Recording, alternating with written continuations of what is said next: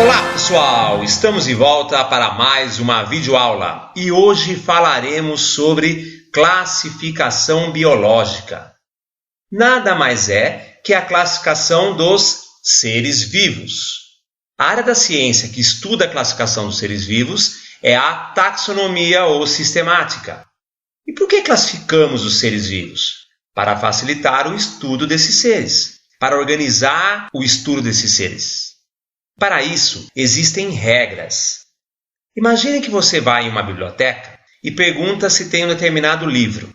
E aí a bibliotecária diz, tem, mas tem que procurar e os livros não estão organizados, estão todos misturados.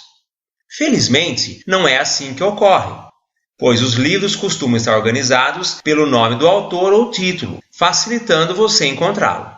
A taxonomia faz a mesma coisa. Ela organiza os seres vivos em categorias e fica mais fácil estudá-los e identificá-los. O primeiro cientista a propor um sistema de classificação foi Linneu, no século XVIII. Os seres vivos foram classificados em 5 reinos: Reino Monera, Reino Protista, Reino Fungi, Reino Plantae e Reino Animalia. O Reino Monera são as bactérias e cianobactérias. O reino protista são os protozoários e as algas. Reino fungi são os fungos. Reino plantae são as plantas. E reino animalia, os animais. A classificação dos seres vivos é feita por categorias. Os seres são reunidos em grupos chamados categorias taxonômicas.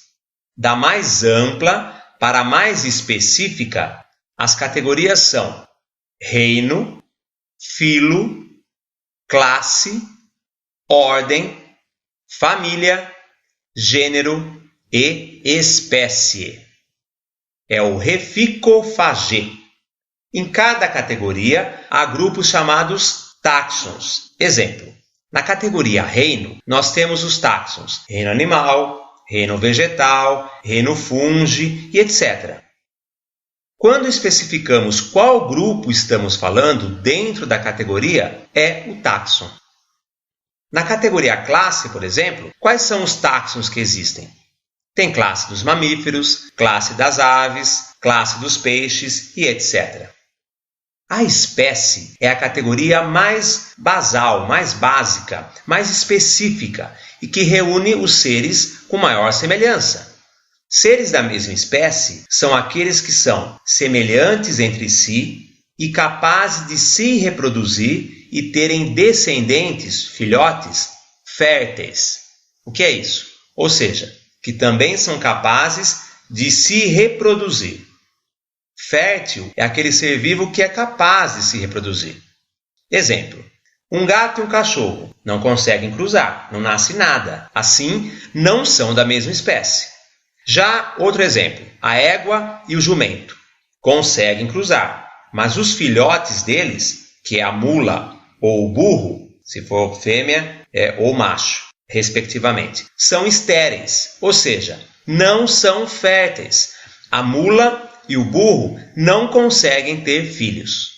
Isso porque a égua é uma espécie, a fêmea do cavalo, e o jumento é um animal de outra espécie.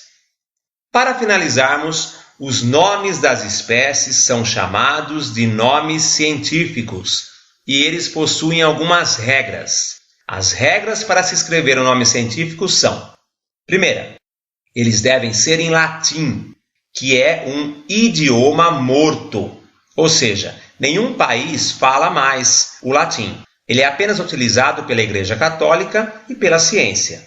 O fato de ser uma língua morta ajuda. Por quê? Pois assim o latim não muda com o tempo, não se altera.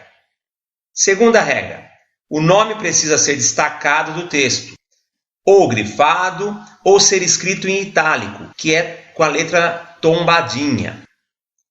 Terceira regra, o nome é binominal, ou seja, formado por 2 palavras. A primeira palavra é o gênero, lá do Rephycophaga. E a segunda palavra é o epíteto específico. Quarta regra, O gênero, que é a primeira palavra do nome científico, sempre deve ter inicial maiúscula. E a segunda palavra, que é o epíteto específico, com inicial minúscula. Por hoje é só, pessoal. Até mais!